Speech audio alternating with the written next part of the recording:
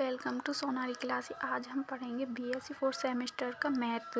Book हमारी first चलेगी difference equation. Chapter 2 की एक्सरसाइज 3 चलाएंगे हम, जो कि वेरी वेरी इम्पोर्टेंट है। सोनाली क्लास आज हम पढ़ेंगे बीएससी फोर्थ सेमेस्टर का मैथ पढ़ेंगे। बुक कौन सी चलेगी हमारी? First difference equation.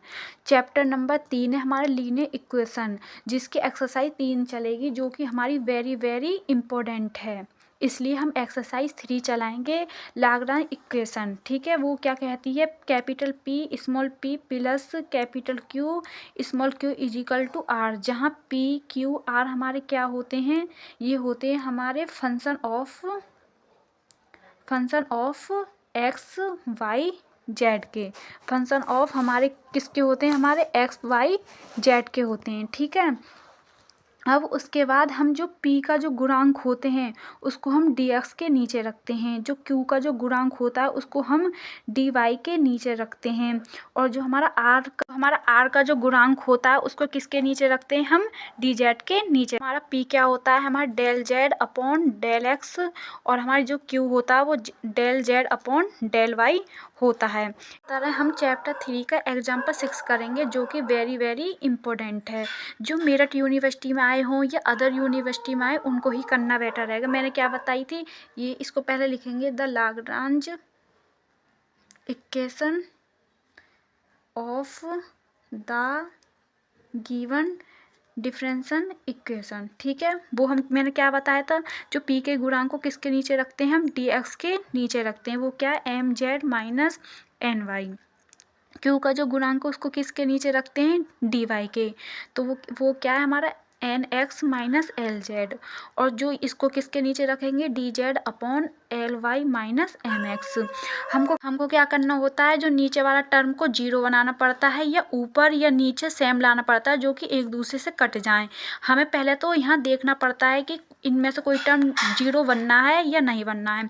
इसमें अगर हम ऊपर नीचे x से मल्टीप्लाई करें, इसमें x से, इसमें y से और इसमें z से, इनमें भी हम x y z से मल्टीप्लाई करें तो नीचे वाला टर्म हमारा जीरो बन जाएगा, जो कि हमारे लिए ये सही हो जाएगा। तो इसलिए हम करेंगे x dx upon M Z N माई, और इसमें किसकी मल्टीप्लाई? x की, बराबर यहाँ पर y dy अपॉन यहाँ पर y की मल्टीप्लाई तो N X minus L Z, बराबर यहाँ पर Z D Z upon L Y M X. इसमें किसकी मल्टीप्लाई करनी है? हमें जेड की मल्टीप्लाई करनी है, ठीक है। इस वाले टर्म को तो हम ऐसे के ऐसे उतार लेंगे, ठीक है। मैंने ये ऐसे लिख दिया है।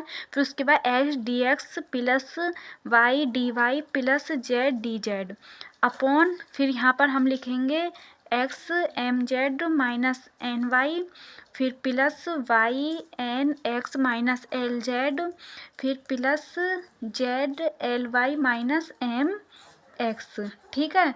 अब उसके बाद इसको यहाँ ये सेम ही आएगा। फिर इसके बाद X D x plus Y D Y फिर plus Z D Z upon यहाँ पर मल्टीप्लाई करेंगे तो यह हो जाएगी X M Z minus X N Y plus Y N X minus L Z Y plus Z L Y minus M X Z, ठीक है।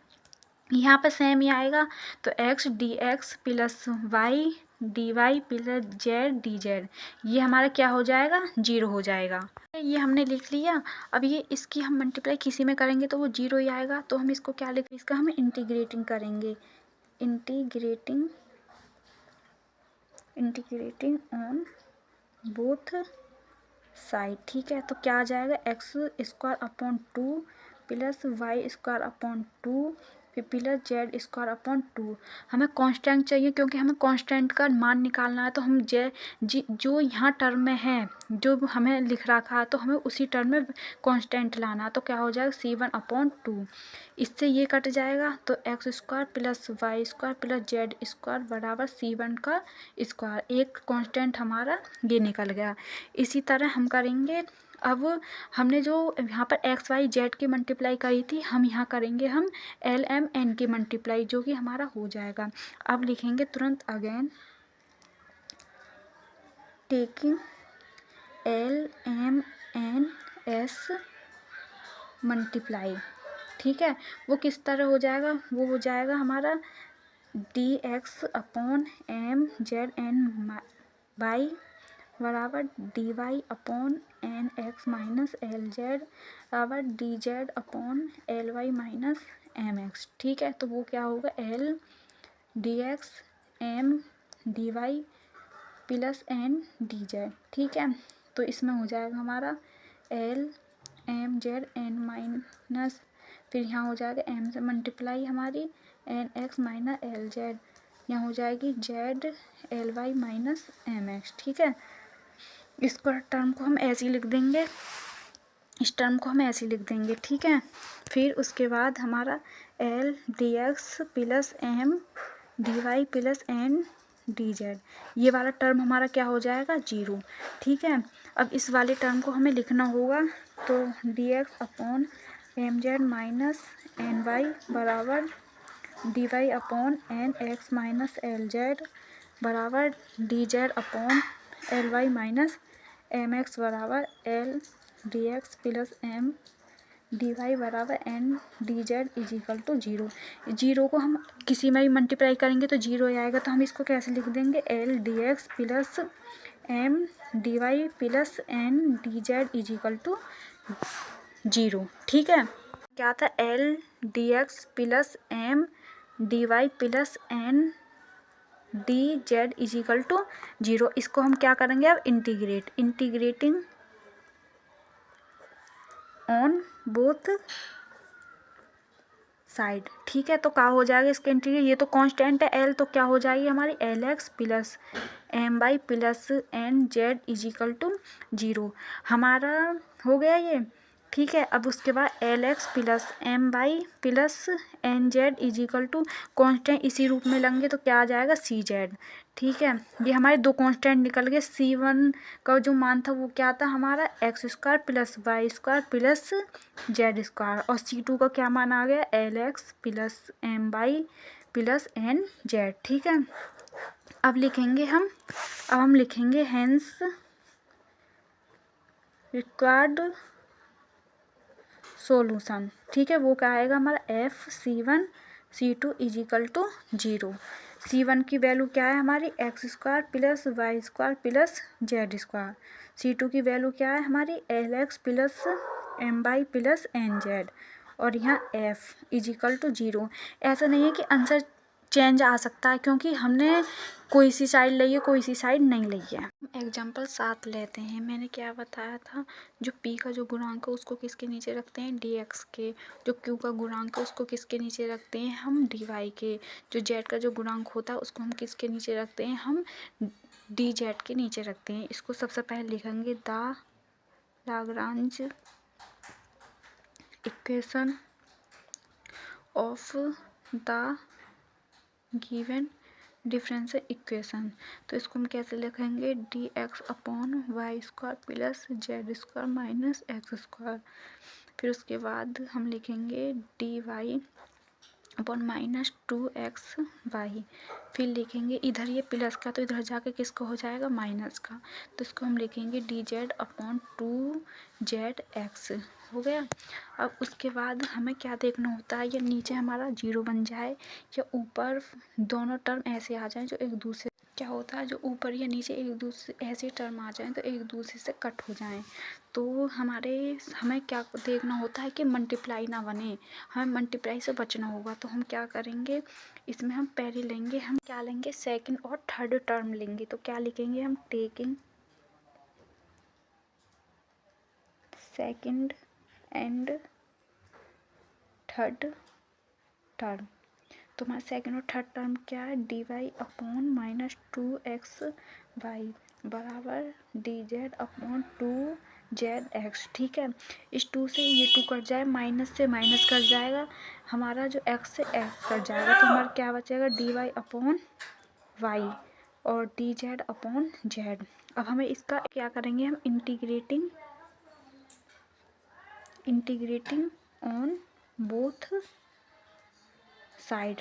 तो क्या हो जाएगा, तो हमारी हो जाएगा log y बराबर log जेड।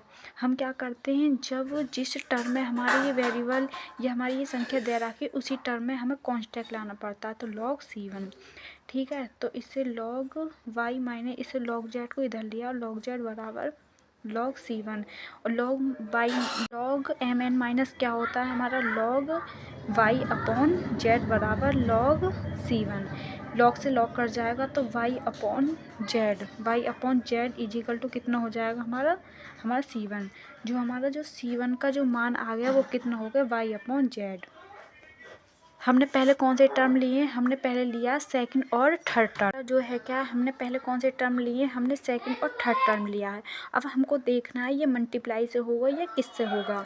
अब हम क्या करेंगे, नीचे वाले में इसमें x से मल्टीप्लाई, इसमें y से मल्टीप्लाई और इसमें z से मल्टीप्लाई देखते इससे हो जाएगा या नहीं हो जाएगा। हमें क्या करना पड़ेगा, इसमें हमें dx अपॉन इसमें हमें किससे मल्टीप्लाई करनी पड़ेगी, x y square plus Z square minus x square और इसमें हमें y से मल्टीप्लाई करनी होगी y माइनस 2xy और डी जेड इसमें हमें किससे मल्टीप्लाई करनी होगी, हमें z से, तो माइनस 2zx। अब नीचे वाले टर्म को लेते हैं। अब क्या करना पड़ रहा है, x y square plus x z square minus x की पावर 3। ठीक है, अब करेंगे माइनस 2xy स्क्वायर यहाँ माइनस 2z स्क्वायर एक्स। ठीक है, ये वाला टर्म और ये वाले टर्म में से कितने बचेंगे, माइनस xy स्क्वायर और इसमें से कितने बचेंगे हमारे एक्स जेड स्क्वायर और इस माइनस एक्स क्यू। इसमें से हम इन तीनों टर्म में से क्या कॉमन ले लेंगे, हम एक्स कॉमन ले लेंगे, माइनस के एक्स कॉमन ले लेंगे, तो माइनस के एक्स कॉमन ले लेंगे तो यहाँ क्या बचेगा वाई स्क्वायर प्लस। जब हम माइनस कॉमन लेते हैं तो जो अंदर चिन्ह होते हैं, माइनस हो तो वो प्लस में हो जाता है, प्लस होता है तो माइनस में हो जाता है, तो यहाँ हो जाएगा जेड स्क्वायर यहाँ पर प्लस के एक्स स्क्वायर। अब हम माइनस एक्स बराबर x square plus Y square plus Z square. ठीक है, इस वाले जो टर्म है एक्स स्क्वायर, जो ये वाला जो टर्म है इसको हम क्या मानेंगे, x square plus Y square plus Z square is equal to हम इसको क्या मानेंगे, टी मानेंगे। क्या करेंगे, जो इसमें x से, इसमें y से और इसमें z से मल्टीप्लाई करके इन जो तीनों को टर्म को जोड़ देंगे और इसकी तो हमने वैल्यू निकाल ही ली है। वो हमारी वैल्यू क्या निकली, माइनस एक्स कोष्टक में x square plus Y square plus Z square निकली है। तो हम इसमें क्या करेंगे, मल्टीप्लाई करनी एक्स डी एक्स और प्लस करना है, तो y D Y plus Z D z और हमारी जो उसकी वैल्यू क्या निकली थी, minus x square plus Y square plus Z square. हमें अब कौन सा टर्म लेना है, अब हम लास्ट वाला कौन सा टर्म है, वो है हमारा है D Z upon minus 2zx। ठीक है, इस x से ये x कट जाएगा, माइनस से माइनस कट जाएगा, तो हमारा क्या बचेगा यहाँ पे x D x plus Y D Y plus Z D Z upon कितना बचेगा, x square plus Y square plus Z square is equal to d Z upon 2z। ठीक है, क्या करना है, इसका इंटीग्रेट करना है। इंटीग्रेट ऐसे तो होगा नहीं, इसको हम कुछ मान लें में नीचे वाले को, तो इसको x square plus Y square plus Z square is equal to हमारा टी हो जाएगा। तो ये कैसे हो जाएगा, 2x d x plus 2y d Y plus 2z d Z is equal to हमारा डी टी हो जाएगा। इसमें से 2 कॉमन लेंगे तो यहाँ x D x plus Y D Y plus Z D Z is equal to d t upon 2 यहाँ हो जाएगा। ठीक है, अब इस वाली जो वैल्यू है उसको हम ऊपर वाले में पुट कर देंगे, तो 2 हो जाएगा और 2x डी वाई जेड की वैल्यू क्या है हमारी, डी टी अपॉन 2। ठीक है, बराबर हमारी ये निकली है x D x plus Y D Y plus Z D z बराबर हमारे डी टी अपॉन 2। जो ये जो वैल्यू आई है उसको हम, जो हमने ये वाली जो इक्वेशन थी x D x plus Y D Y plus Z D Z upon minus x x square plus Y square plus Z square is equal to d Y upon minus 2xy थी, उसके स्थान पर लिख देंगे, तो ये D T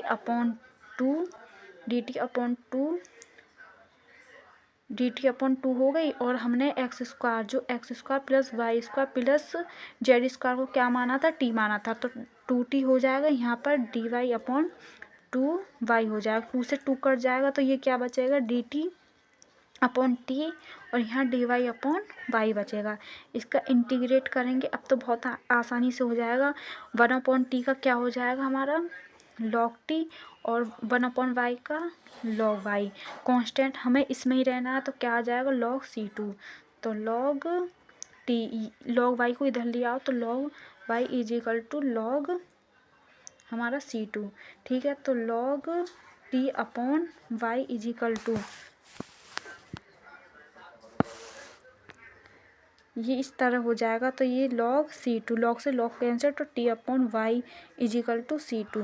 मतलब जो हमारी C2 की जो वैल्यू आई है वो कितनी आई है टी अपॉन वाई। अब हम रिक्वायर्ड